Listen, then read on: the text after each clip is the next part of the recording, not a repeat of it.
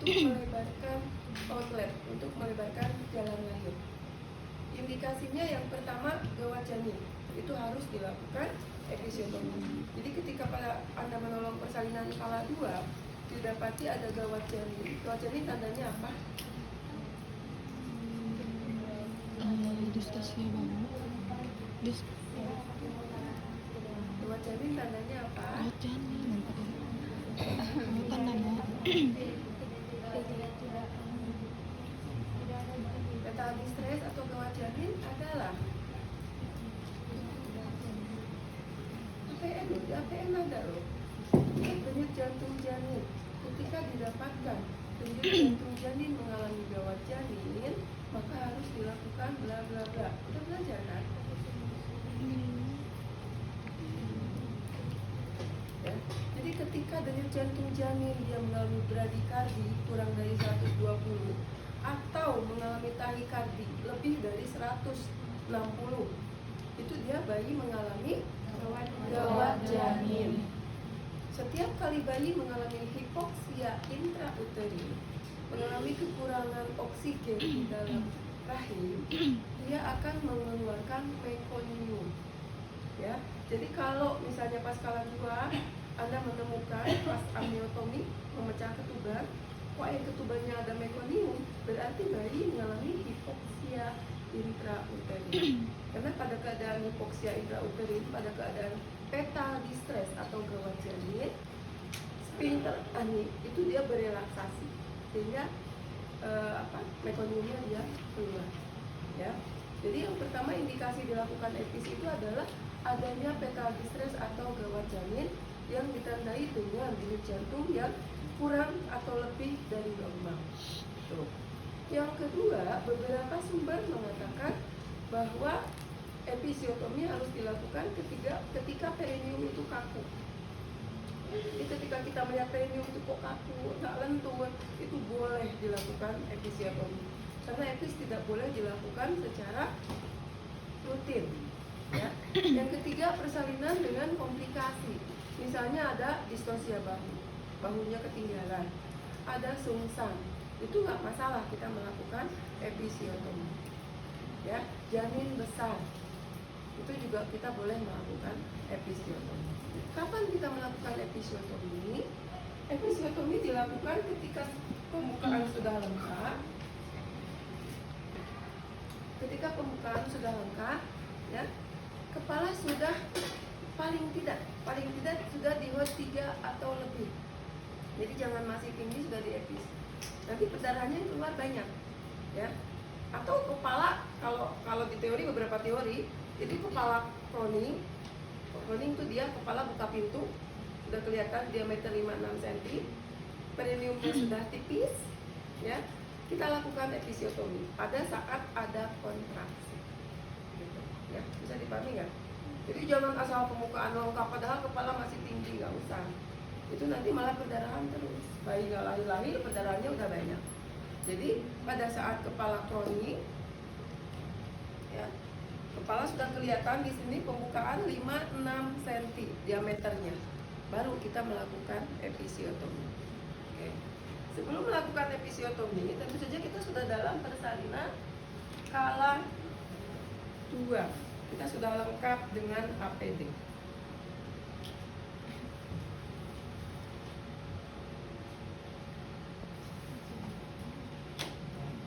Mana kita prakteknya? Di sini aja. Kalau saya biasanya kalau mau melakukan pertolongan persalinan kala 2, ganti dulu underbednya yang bersih. Jadi biar bayi lahir itu dia bersih gitu, ya. Jadi kita boleh pasang underbed atau dengan alas bokong, ya.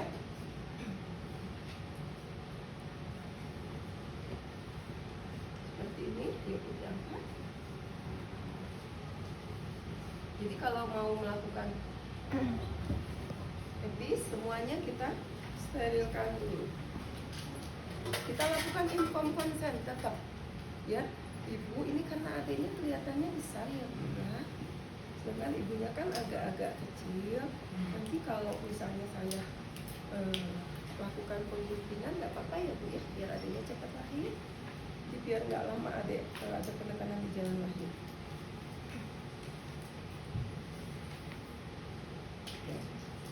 Ya. Yang pertama kita pastikan bahwa dia pembukaan sudah lengkap, harus sudah lengkap. Ya. Tapi masih tinggi biarin aja. Misalnya dia masih di hot 2 gitu ya, masih di hot 3, jangan tinggal aja. Nggak usah buru-buru, biarin aja. Yuk Bu, yuk rahajen yuk. Cantik. Yuk, udah lengkap kok. Boleh kok. Yuk, rahajen yuk. Tambah. Ditambah, pinter. Yuk, bentar lagi, sedikit lagi udah mau kelihatan. Kita tuh kaji, identifikasi keadaan pelvium. Ini makanya aku ya. Jadi TBBD-nya 35. 35, ibunya tingginya 150, itu termasuk besar untuk tinggi badan 150. Ya, karena 4 kilo dikategorikan sebagai bayi besar itu jika tinggi badan ibu 170 ke atas. Ketika dia tinggi badannya 150, ya 3,5 dia udah besar. Gitu ya. Jadi ketika mendapati kasus di rumah sakit, kok bisa distosia ya? Padahal bayinya nggak nyampe 4 kilo. Misalnya, sering seperti itu. Lihat dulu tinggi badan ibu. Tinggi ibu cuma 147 misalnya. Ya jelaslah distosia dengan bayi 3,5. Gitu ya.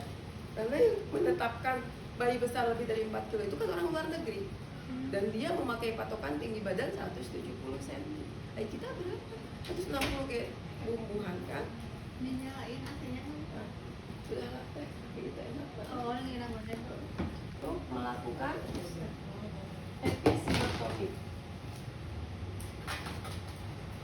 Ya, alat boleh di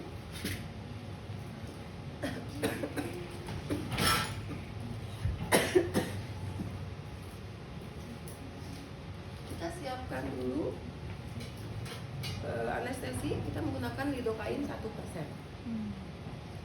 Biasanya lidokain yang tersedia itu 2%. Oh iya. Jadi kita harus encerkan, campurkan dengan aquabide 1:1.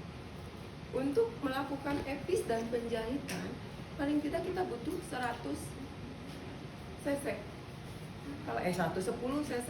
Jadi kalau 10 cc berarti aquadesnya 5 cc, lidokainnya 5 cc, kan 1:1. Ya enggak? Ya. Kita sediakan dulu. Akan mati cc 5. Oh 5.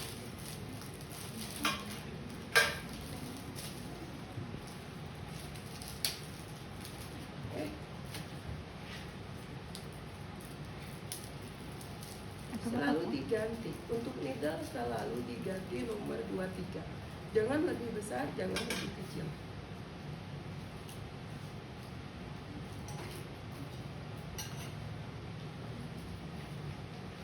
Rentang gitu. Ya, kok rentang. Kita belajar Tidak emang mengerti ya. Kok rentang? Mana nggak ada? Kok rentang kan tadi? Ini masuk berdiri.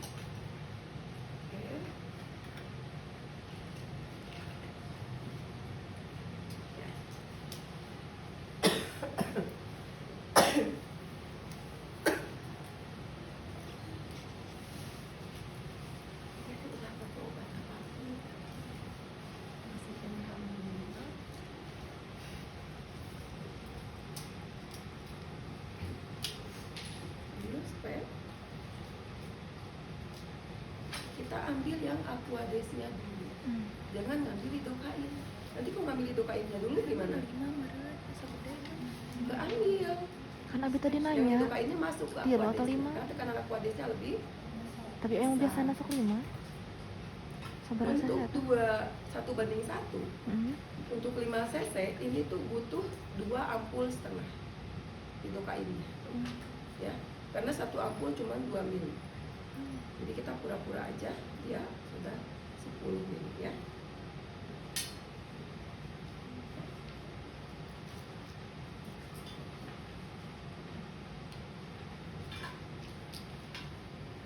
Oke. Saya Bu, yuk. Vitamin aja lah Bu, saya pintar.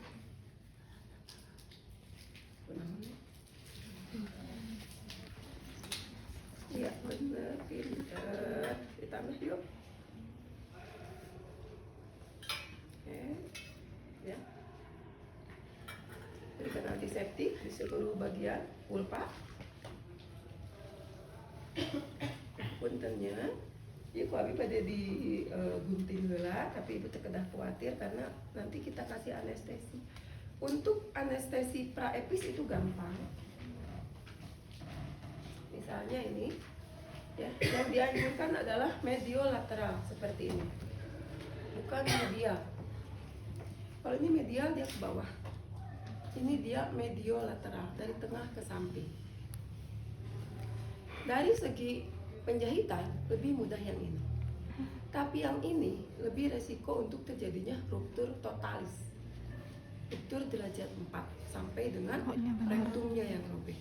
Kalau ini dia aman meskipun ada perluasan, hanya ini jahit lebih sulit, itu aja. Tapi yang dianjurkan ya menurut APN ini adalah mediolateral. Oke. Ketika kita akan melakukan anestesi mediolateral,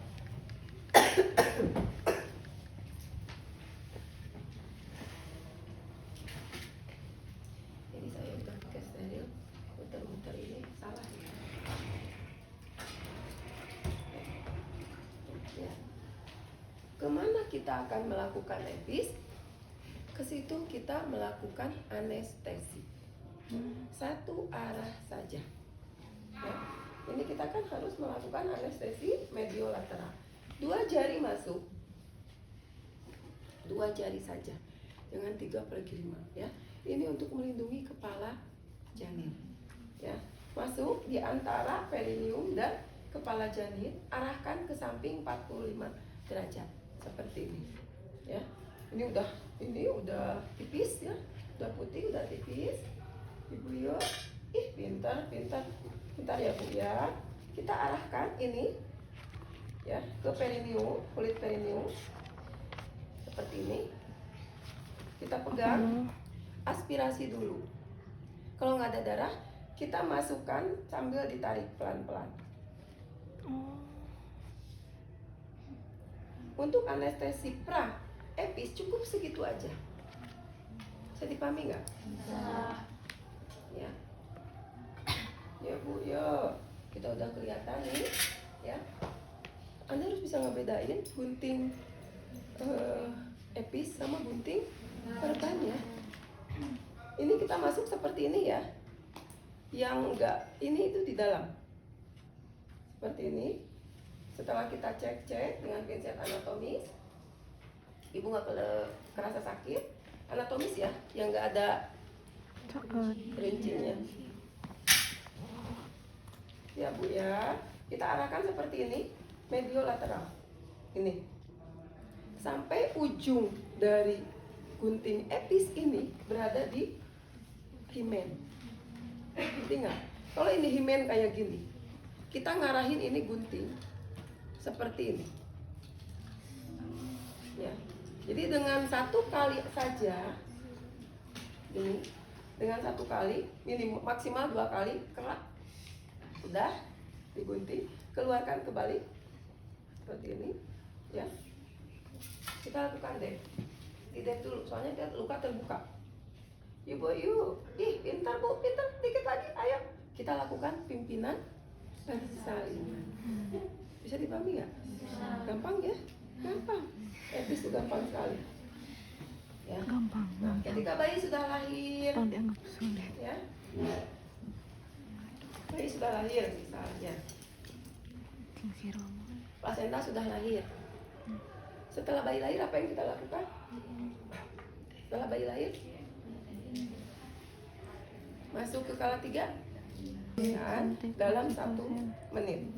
Kemudian kita lakukan PTT.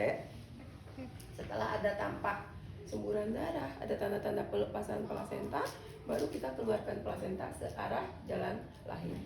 Jalan lahir kayak gitu tah, itu lurus, ya, ke bawah ke atas. Makanya kalau kita ini kita dorsokrania, ini kita tarik ke bawah dulu, baru ke atas. Setelah tampak di muka, kita putar, ya kan? Putar. Kalau kelihatan ada sisa, pakai pinset, kita gulung, baru kita masukkan ke tempat plasenta. Habis itu kita lakukan Massase searah jarum jam 15 detik 15 kali gitu ya. Kalau tidak ada perdarahan, kontraksi uterus bagus, berarti tidak ada atonia uteri. Selanjutnya adalah apa? Cek kelengkapan plasenta, kan? Plasenta lengkap, oke. Sekarang kita cek laserasi dan estimasi perdarahan. Ya, Ibu alhamdulillah ya, plasentanya udah lahir lengkap. Ini Bu Abi berarti dijahit jadinya. Ini biar suaminya nanti nggak pangling kalau dibiarin kayak gini. Nanti darahnya banyak keluar, ibu perdarahan, suaminya juga jadi nggak enak, jadi pangling, soalnya besar. Ya, tenang aja, nanti kita lakukan anestesi. Jadi kita cek laserasi.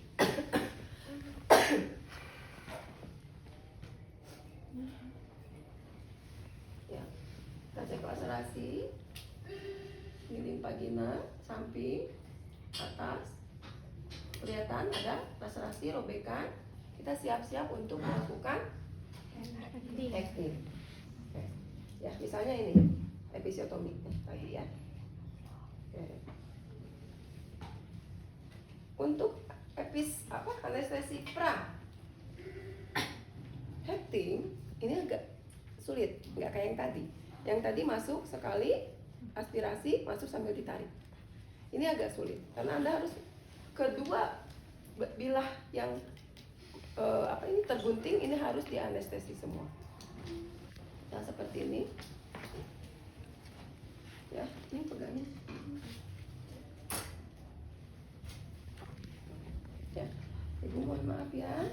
Kita anestesi dulu, kita bius dulu biar Ibu nggak sakit. Yang pertama, kita jarum menghadap ke atas ya. Kita masukkan ke mukosa vagina searah luka. Searah luka ini masuk ke dalam ya. Kemudian kita aspirasi, masuk sambil ditarik. Sebelum jarum keluar, arahkan ke bawah.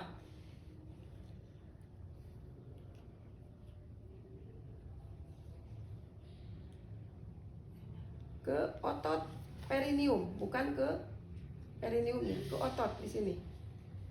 Di tengah ini. Jadi dia posisinya miring gini, ya.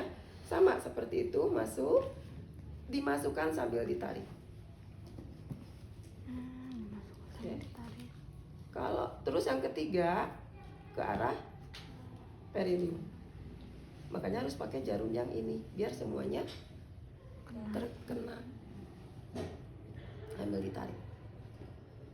Gitu, ya. Terus yang ini juga sama. Mukosa vagina ke dalam, kalau di nyatanya lebih enak kok anestesi itu. Ya. Oke, kemudian ke tengah. Ambil, ditarik. Jangan sampai lepas ya jarumnya. Kemudian ke bawah. Jadi 3 itu harus dua-duanya diberikan anestesi.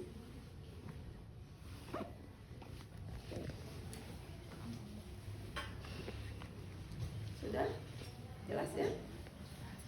Jelas. Wah, dijahit tulangnya Bu ya?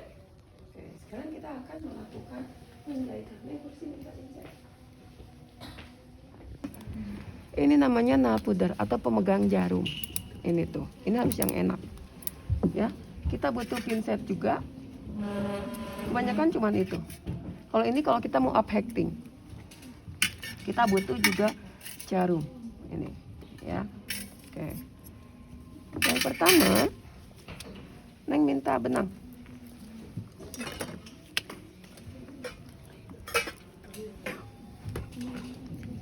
Terus tekan rausnya punya.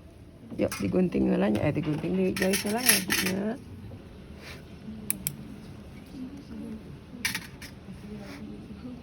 Yang dipegang sama dia jangan dipakai, kamu buang. Ya. Kalau sekiranya robekannya panjang, kita butuh benang yang panjang juga. Ini harus dilindungi oleh duk steril. Jadi kalau benang jatuh ke bawah, dia tetap steril.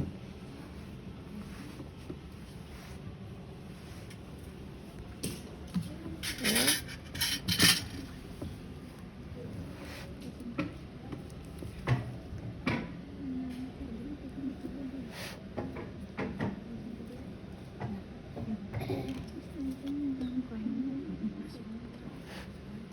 Ini masukkan seperti ini. Bentar. Ya. Ini masuk ke sini. Ini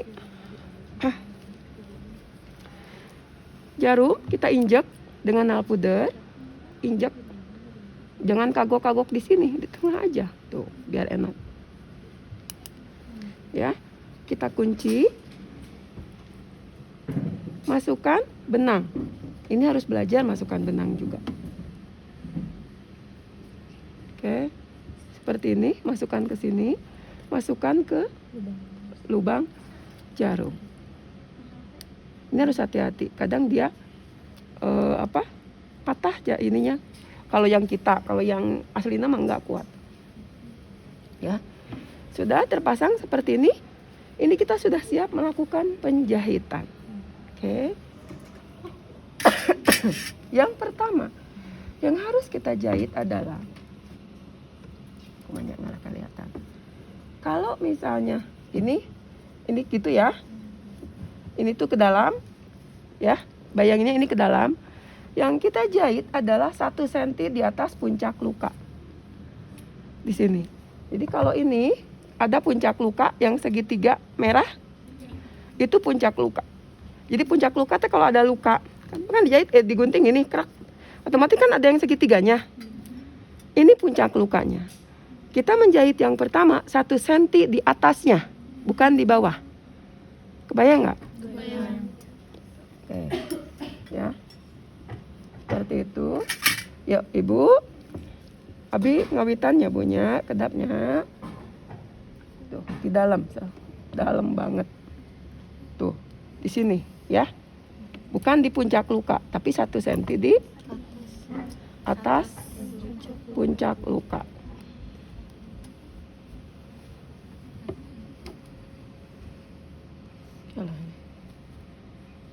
Kayak enak. Minta. Kalau enggak gini enggak enak ya.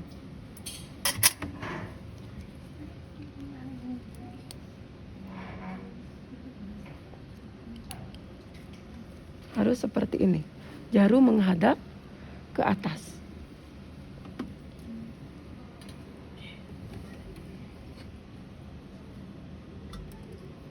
Ini ya. Yang pertama ini kita simpul mati. Ya kan, kalau jahit pasti yang pertama simpul mati. Setelah jarum keluar, ini kita lepas, masukkan benang jarumnya kita masukkan. Ya. Kita tarik. Ini kalau belum terbiasa ya agak sulit. Ya, sisakan benang di akhir seperti ini. Ya. Oke. Kita lakukan simpul mati. Ini gini dari atas, bukan gini. Gini. Tuh. Truk. Ambil benangnya. Ya. Seperti ini. Yang pertama 1 kali dulu. Oke.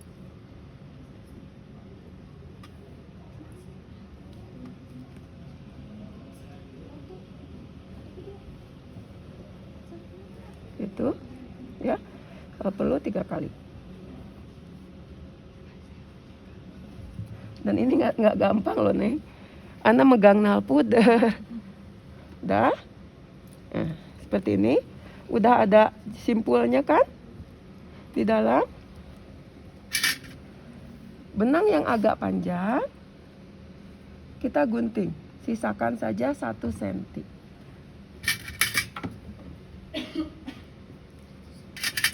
Oke, setelah itu baru kita jelujur sampai ke cincin himen. Cincin himen tuh mana? Ini sayang nih. Ini tuh yang merah itu harus ketutup. Jadi seperti ini. Yang merah itu kan mukosa vagina. Ya. Cincin himen ini tuh harus bulat lagi. gitu ya. Nanti yang punya videonya share ke temennya ya. Ya, ya. Oke.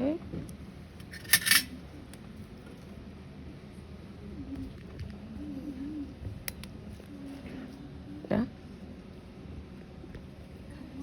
Kita jahit. Jangan terlalu dekat, 1 cm saja cukup. Tapi dalam ya. Kalau jahit dalam itu dalam. Ini kita ke bawah jarum. Benang ke bawah jarum. Ya. Ambil. Ini butuh berlatih. Betul-betul Anda harus berlatih sambil kita merapihkan. Ya. Tuh. Baru 2. Jadi nanti semuanya di sebelah kiri itunya. Ini yang nggak lihat, nanti lihat video ya. Oke. Terus kita jahit sampai bawah. Diinjak, benangnya diinjak.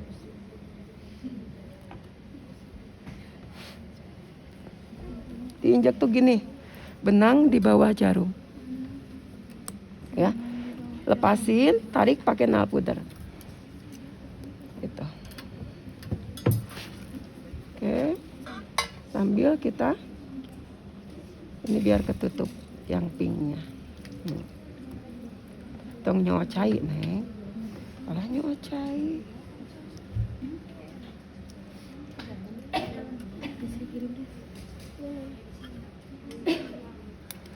Terus ini mah namanya ini jelujur. Jadi mukosa vagina kita jahit secara jelujur sampai dengan cincin himen ketutup. Ya, sambil kita membetulkan anatomi tong pasingset, tong pajingjet. Nanti kalau pajingjet ada daging tumbuh setelah penjahitan, itu yang suka bikin sakit. Ya, injak seperti ini. Tuh.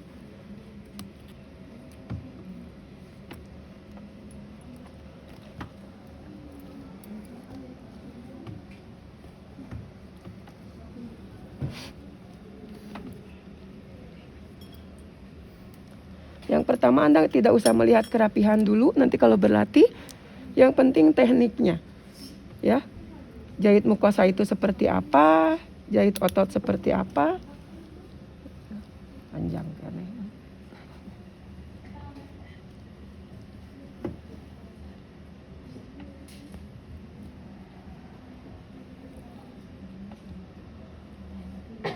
Yang jam berapa?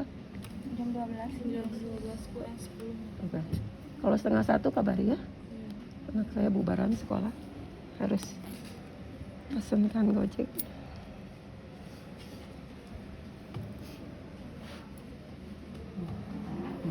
Diinjek. Injek itu berarti di belakang jarum. Sehingga rapi. Kalau nggak diinjek nggak rapi.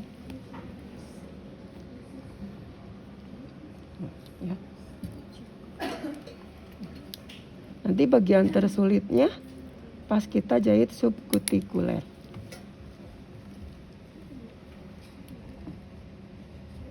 Ini tuh sambil kita pas-pas. Jadi tong hayo we ke depan efek teh geus dijahit kieu sengsol gitu. Nggak boleh. Ya. Itu harus betul-betul lurus. Cincin himen harus bentuk lagi.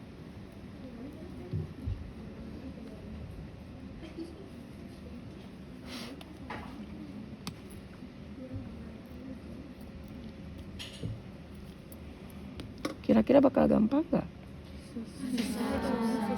Susah? Masa sih?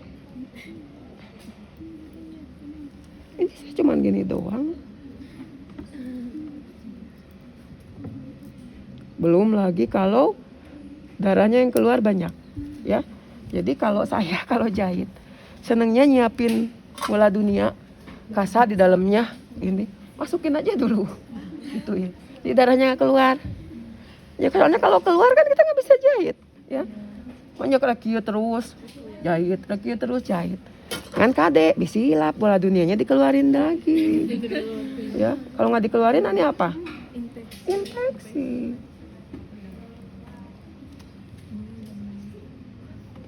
Nanti kalau ujian kita perpendek ya ininya. Kalau sepanjang ini Anda nggak selesai, nggak ada yang lulus nanti. Oke, kalau sudah keluar tinggal ambil, gampang nih.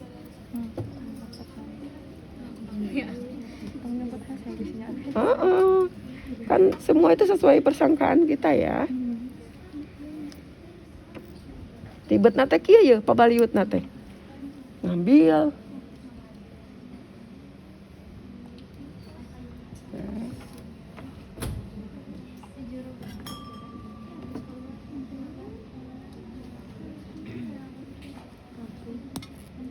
Adik belajar ya. Saya tuh kan cuman ini aja kan. Episecting aja. Manajemen kelas 1 sudah? Belum. Belum ada yang praktek. Yang baru praktek paling anamnesa aja Ibu. Anamnesa terus pemeriksaan fisik Ibu Nifas. Anamnesa mata kuliah apa? Di persalinan kan nggak ada anamnesa. Neng lihat. Pada saat kita mengakhiri di cincin himen, Anda ambil sudut antara pink, coklat sama merah.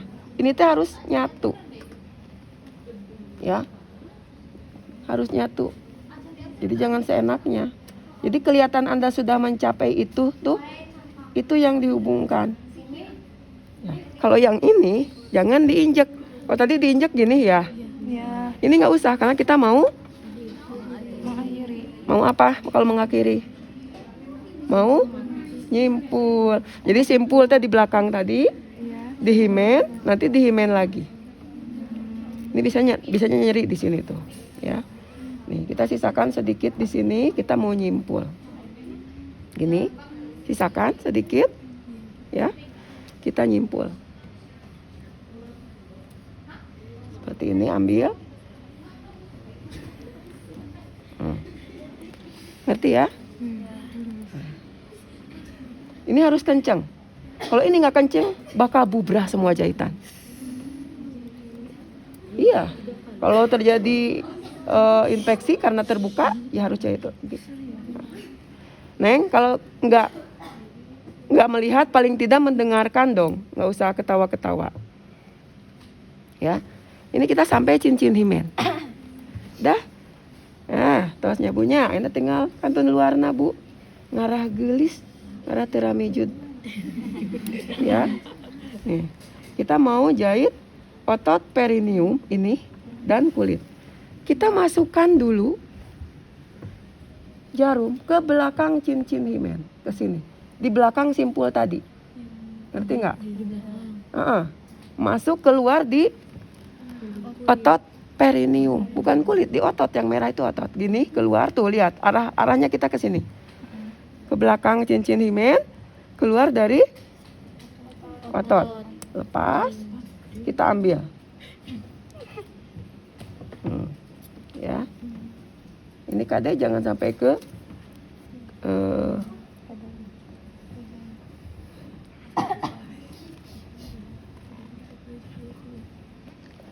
apa?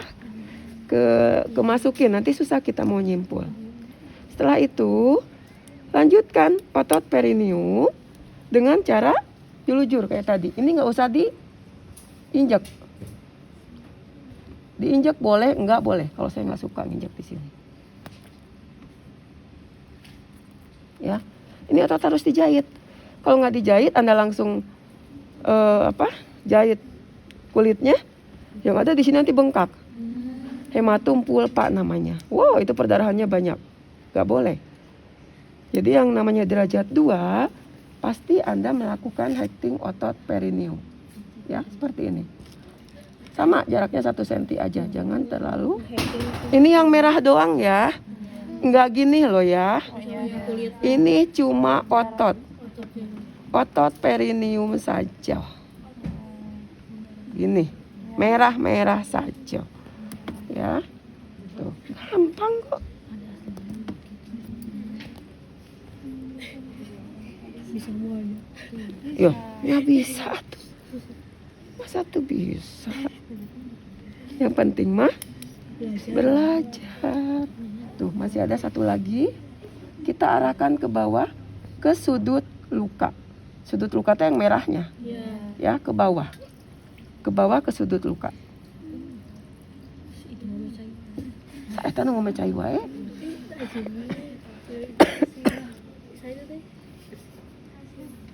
Asa anak abi di rumah. Pegawainya tuh nyocai. Ya. Yang terakhir itu arahnya ke bawah karena kita mau ke ujung luka. Nah, ini dalam sudah, baru kita melakukan hekting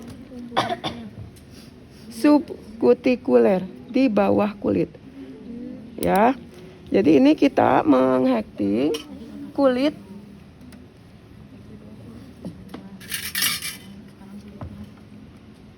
kalau kayak gini, kalau saya suka mending dibuangin dulu aja jaringan-jaringan kayak gitu tuh. Nih, udah. Kita untuk melakukan penjahitan subkutikuler dari posisi jarum seperti ini, kita pindah seperti ini. Arahnya ke atas, megangnya di sini. Jangan di belakang, susah, ya. Yang pertama, ya. Kalau ini kamu lebih ke kiri, berarti kita ambil kanan. Ini antara merah dan coklat. Di bawah kulit, bukan gini. Ngertos? Di bawah kulit, subkutis. Namanya juga subkutis. Tuh, gini ya. Gini. Kemudian nariknya ke atas, bukan ke samping. Nah, gini. Ke atas. Ya. Kade ini copot. Jadi Anda teh yang kroditnya tuh banyak dijahit teh. Ini sering copot, ini sering copot gitu ya. Nah, tadi kita yang menjahit yang mana? Kanan apa kiri? Kanan. Ini? Kanan ya, kanan ibu ya. Kita zigzag, gantian. Ya, tadi di sini, berarti kita sekarang ke kirinya. Tempat masuk jarum, tempat keluar benang. Benang keluar di sini. Berarti jarum masuk di sini, nggak dari bawah lagi. Ya, ngerti nggak? Tetap subkutikuler. Subkutis. Seperti ini.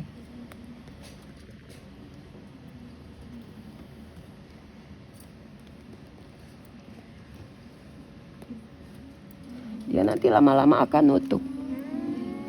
Atau dong tarik tengahnya. Excited dia. Excited tuh. Jika saya ngajar anak kelas tingkat 1, ngajar ini apa? Nyuntik. Pas suntik-suntik, alah eta mah da antusias nah. Nepi karek pulang teh, "Ibu makasih." Naon gitu makasih. Udah ngajarin kita. Kan memang tugas. Ya. Seperti ini. Oke. Kemudian kita zigzag sesudah dari kanan, kiri dari ke kanan. Kalau dalam aslinya enggak susah nih. Soalnya subkutisnya lembut. Syaratnya bisa dijahit seperti ini, lukanya harus rapi. Kalau lukanya babak belur, robek, ya susah. Mendingan jahit satu-satu luarnya. Tapi Anda diajarinnya seperti ini, nanti ujiannya seperti ini. Tapi Anda harus bisa juga jahit satu-satu. Ya. Nah, lama-lama kan nutup. Tanpa ada benang gitu. Yang namanya juga ini disebut jahitan Syahrini.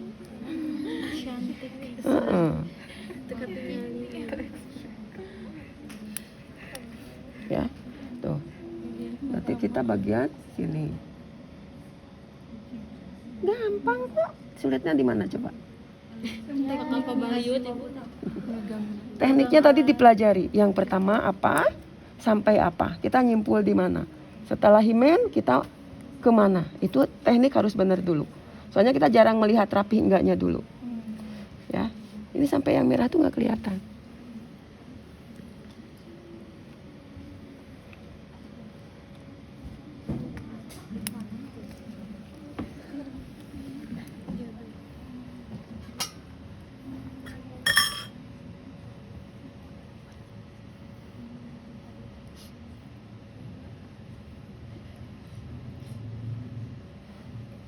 Enggak Neng, aslinya enggak kayak gini.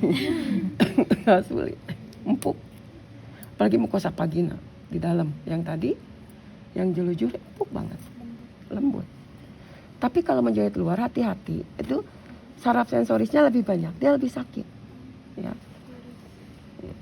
Pada akhirnya setelah jahitan selesai, dia akan menyisakan seperti merah daging gitu, paling tidak dengan panjang 0,5 cm. Jadi nggak masalah. Ya. Nah ini yang terakhir yang harus Anda pahami pada saat mau melakukan simpul mati. Saya teh minta banyak nih 4 itu jadi ucas acos nih kali teh 4 sama 3,5 ya. Nih dari kiri ini kita langsung ke belakang cincin himen ya, ke yangping keluar. Makanya nanti harus pintar-pintar nyari nail powder yang enak ya.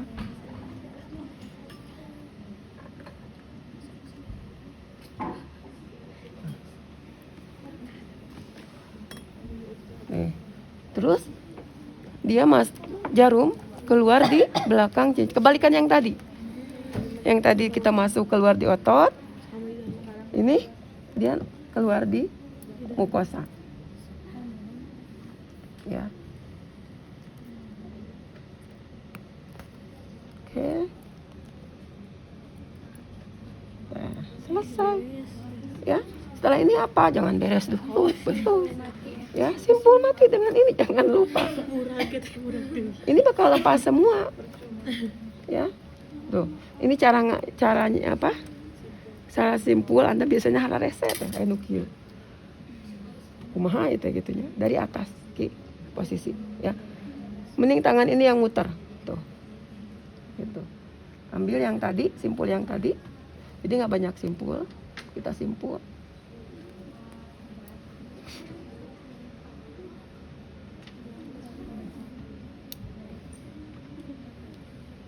Oke.